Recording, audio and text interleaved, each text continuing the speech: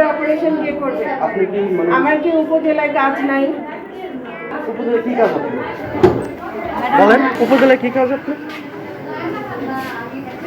কথা বলবেন না? মানিকগঞ্জের সিংগাইর উপজেলা স্বাস্থ্য কমপ্লেক্সে সময়মতো উপস্থিত হচ্ছেন না চিকিৎসকরা। স্বাস্থ্য ও পরিবার পরিকল্পনা কর্মকর্তা ডাক্তার তাসনুভা মারিয়া নিয়মিত অফিসে না আসায় তার সঙ্গে তাল মিলিয়ে অফিস ফাঁকি দিচ্ছেন মেডিকেল অফিসাররা। এর ফলে রোগীরা দীর্ঘ সময় অপেক্ষা করেও সেবা পাচ্ছেন না। গত 2 দিন ধরে junior consultant doctor Shabnam Banu এবং ডাক্তার ফয়সাল বিন ইউসুফও উপস্থিত হননি। ফলে সেবা প্রত্যাশীরা অসুস্থতা নিয়ে দীর্ঘক্ষণ দাঁড়িয়ে থেকে বাড়ি ফিরে যাচ্ছেন।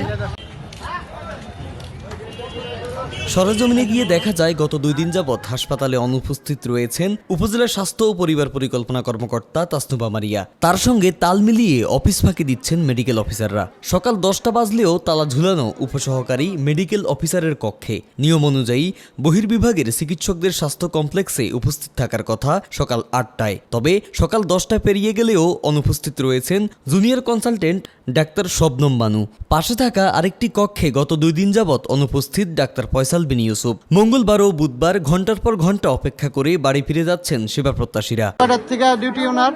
9টা থেকে ডিউটি। আমি আজকে আইছি 4 ঘন্টা ধরে খারাপ।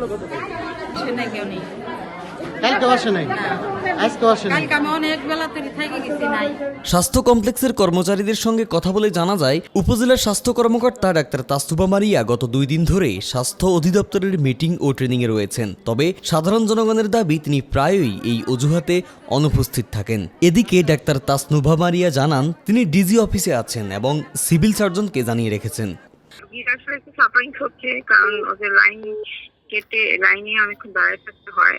হ্যাঁ, আর ওই জায়গাটা খুব মানে ছোট একটা জায়গা, যে কারণে রোগীর আসলে খুব কষ্ট হয়। ওখানে স্পেসটা নাই আমাদের। আর ডাক্তারদের যেটা বললেন ওনারা টাইমলি, হ্যাঁ একটু মাঝে মাঝে একটু দেরি হয়। ইদানিং ঢাকায় হয়তো বা কারণ আপনি পরশু দিনের কথা বললেন, পরশু দিন যেমন ঢাকায় আন্দোলনের জন্য সব রাস্তা মোটামুটি ব্লক হয়ে গেছিল। তো ওইটা হতে পারে। তো আমি পরবর্তীতে যেন এই ধরনের কিছু না হয় সেটার জন্য ওনাদেরকে সতর্ক করে দেবো। আমি আমার কাজে আসছি, একটা কাজে আমি স্বাস্থ্য অধিদপ্তরে আছি।